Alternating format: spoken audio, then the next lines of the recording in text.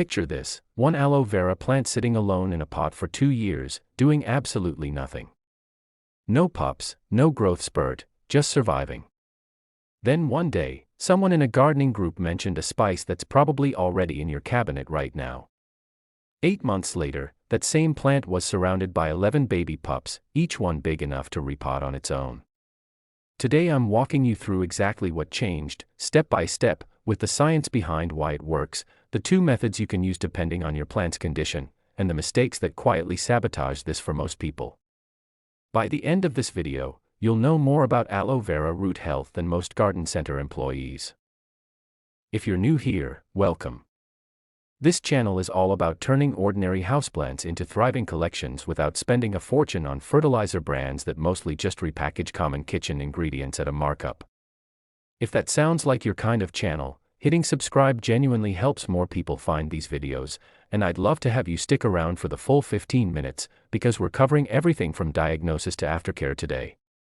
Now let's get into why most aloe vera plants stall out in the first place. Here's something nobody tells beginners: aloe vera isn't a thirsty plant. It's a desert succulent that already carries its own water supply inside those thick leaves.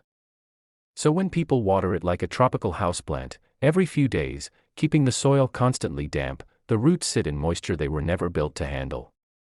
That damp environment is exactly what fungus needs to thrive. Once fungus moves in, the plant isn't focused on growing new pups anymore.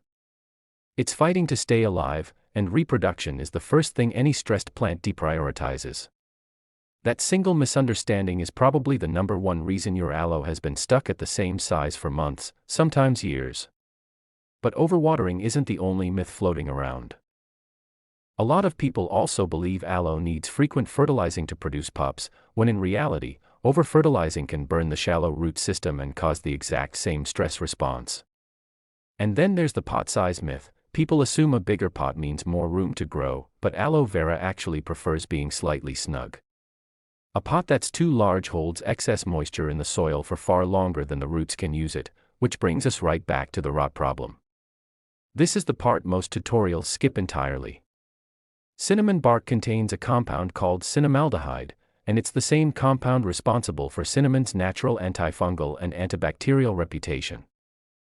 Nurseries have quietly used cinnamon as a low-cost alternative to synthetic rooting hormone for decades, because it does 2 jobs at once: it keeps fungal spores from spreading near the roots, and it signals to the plant that any cut or wound has been sealed off, which frees up energy to focus on new growth instead of healing. That combination, protection plus a regeneration signal, is exactly why this one ingredient outperforms most store-bought treatments people throw at a struggling aloe. It's also worth mentioning why this works specifically well on succulents. Their tissue heals by forming a callus over a wound rather than scabbing the way a leafier plant might.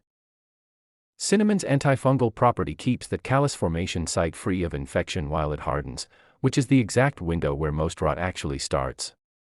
Before jumping into the methods, let's quickly diagnose your plant, because the approach you need depends on how far along the problem already is.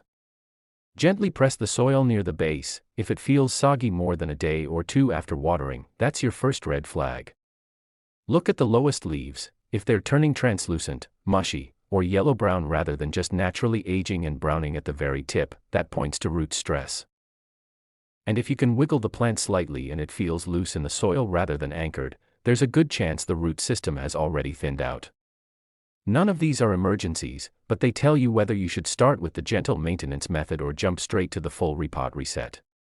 Quick supply list so you're not pausing the video halfway through: plain ground cinnamon with nothing else mixed in, a small stick or chopstick, a clean pair of scissors or pruning shears, isopropyl alcohol to sterilize them, a well-draining soil mix or the ingredients to make one, and a pot with drainage holes if you're repotting.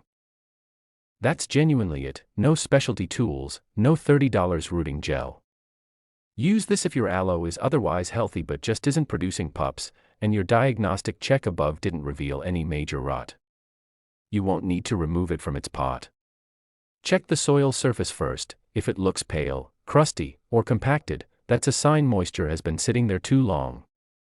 Sprinkle about 1 tablespoon of plain ground cinnamon evenly across the topsoil around the base of the plant. Take a chopstick or thin stick and work it gently into the top inch or so of soil, moving in small circles around the base without getting too close to the stem itself. This gets the cinnamon close enough to the root zone to actually do something, rather than just sitting on the surface where it does very little. Water lightly afterward, just enough to settle the cinnamon into the soil, not to soak it. This is the method that actually triggers new pups, and it's worth doing if your aloe has outgrown its pot, hasn't multiplied in a long time, or showed any of those warning signs from the diagnostic section. Pull the plant out gently, supporting the base rather than pulling on the leaves. Brush away as much old soil as you can and look closely at the root system. Any roots that are mushy, dark, slimy, or hollow when squeezed are already dead. Snip them off with sterilized scissors, cutting back to firm, white or light tan tissue. Don't be shy about cutting. Leaving dead roots attached only invites more fungus to the healthy roots nearby. Once you've trimmed, dust the entire root ball and the base of the plant generously with cinnamon, almost like you're breading it before cooking. This coats every exposed cut and root tip in one go. Let the plant sit out of soil for about an hour so the cut surfaces can dry slightly and form an initial callus. Planting immediately into wet soil can trap moisture against a fresh wound. Then repot into a fast-draining mix and avoid watering for 2 to 3 days to let everything settle and seal.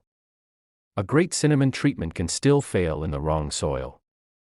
Aim for a mix that's roughly half regular potting soil, with the other half split between coarse sand and perlite or pumice. The goal is soil that water passes through quickly rather than soil that holds onto it. If you press a handful together and it crumbles apart easily rather than holding a tight clump, you've got the right texture. Avoid anything labeled simply as moisture control, potting mix. Those are formulated for the opposite of what aloe needs. While the roots are recovering, light matters more than people expect. Aloe vera wants bright light, but freshly trimmed roots combined with intense direct afternoon sun is a rough combination, especially in hot climates. The plant can't take up water fast enough to keep up with what the leaves are losing. For the first couple of weeks after repotting, a spot with bright, indirect light works best. After that recovery period, you can gradually move it toward a few hours of direct morning sun, which tends to be gentler than the harsh midday rays. If you've heard of willow water as a natural rooting stimulant, cinnamon does something different but complementary. Willow water contains compounds that actively encourage new root growth, while cinnamon's main job is protection and wound sealing. Some experienced growers use both, a light willow water soak before planting, then a cinnamon dusting on any cut surfaces. Hydrogen peroxide is another one you'll see mentioned online. It can help sterilize a badly infected root ball in an emergency, but it's harsher and doesn't leave behind any lasting protective layer the way cinnamon does. For most home growers, cinnamon alone is doing the majority of the work, and it's the gentlest option of the three. 1150, the mistake that ruins this method. More cinnamon is not better.